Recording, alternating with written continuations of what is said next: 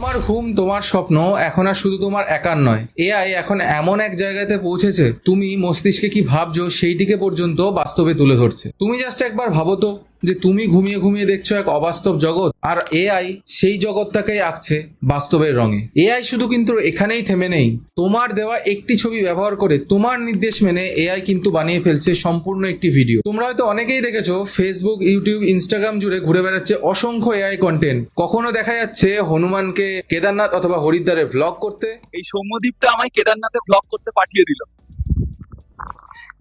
এরপরেও তোমরা এই চ্যানেলটাকে সাবস্ক্রাইব করবে না। আবার কখনো কখনো দেখা যাচ্ছে রাবণের সেলফি ভিডিও, সেটাও তৈরি করছে কিন্তু এআই। लंका फुल एचडी में जल रही है पीछे, ड्रोन शॉट लेने का टाइम नहीं मिला, हनुमान ने सब रियल टाइम जला दिया। हनुमान ने पूरी लंका जला दी, मैं तो बल बाल बचाऊं यार। दोस्तों लगता है आज ब्लॉग नहीं बनेगा, हनुमान मेरे पीछे पड़ गया है, लंका पूरी जल चुकी है भाई, मुझे अब कहीं छुपना पड़ेगा।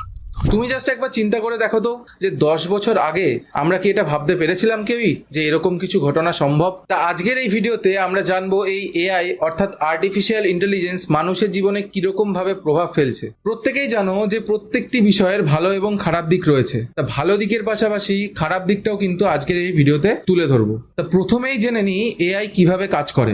এআই এর বাংলা অর্থ হলো কৃত্রিম বুদ্ধিমত্তা।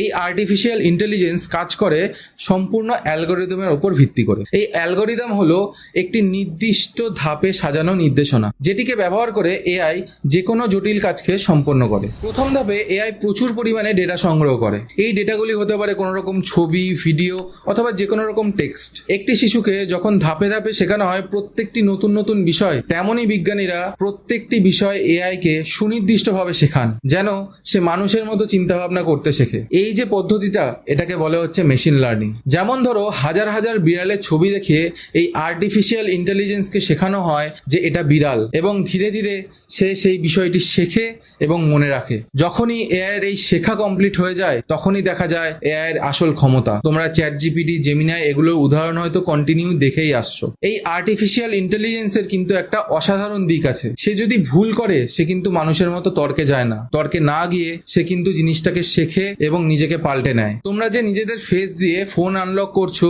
ওকে গুগল, অ্যালেক্সা, সিরি বলে তোমরা কমেন্ট দিচ্ছ, এগুলো কিন্তু সমস্ত কিছু কাজ করছে এআই। আমাদের সময়ে অঙ্ক না পারলে আমরা কি করতাম? আমাদের স্যারেদের কাছে নিয়ে যেতাম। আর এখন এআই এর যুগে জাস্ট অঙ্কটার একটা ছবি তুলে এআই কে দিলেই সঙ্গে সঙ্গে চলে আসতে একদম স্টেপ বাই স্টেপ উত্তর। তাহলে প্রশ্ন হলো এআই কি শুধুই ভালো?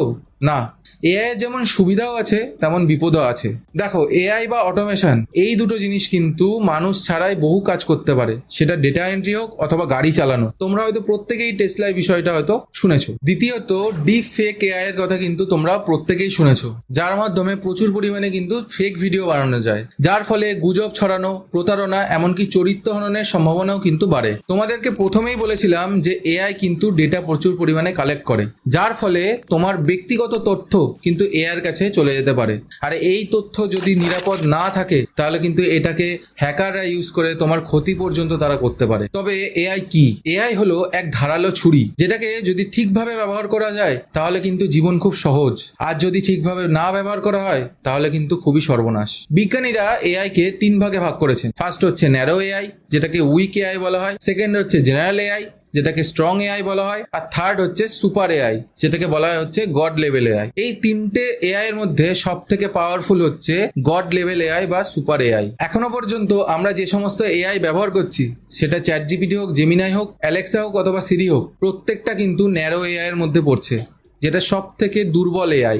বিজ্ঞানীরা বলছেন যে এই সুপার এআই অথবা গড লেভেল এআই যখন আসবে তারা কিন্তু মানুষের থেকে অনেক বেশি বুদ্ধিমান হবে। এইবার সমস্যাটা হলো, যদি এই গড লেভেল আর্টিফিশিয়াল ইন্টেলিজেন্স যদি ভুল মানুষের হাতে পড়ে তবে কিন্তু সেটা বিপদ ডেকে আনতে পারে। তুমি কি প্রস্তুত এমন এক ভবিষ্যতের জন্য যেখানে মেশিন আর মানুষের পার্থক্য করা যাবে না? কমেন্টে অবশ্যই জানিও যে এআই মানুষের কাছে আশীর্বাদ নাকি অভিশাপ। আজকের ভিডিওটা এইটুকুই, চলো দেখা হচ্ছে পরবর্তী ভিডিওতে। ততদিন পর্যন্ত সকলে সচেতন থেকো আর আমাদের মতো আর্টিফিশিয়াল ইন্টেলিজেন্সকে নিজের জন্য ব্যবহার করো, নিজের বিরুদ্ধে নয়। ধন্যবাদ।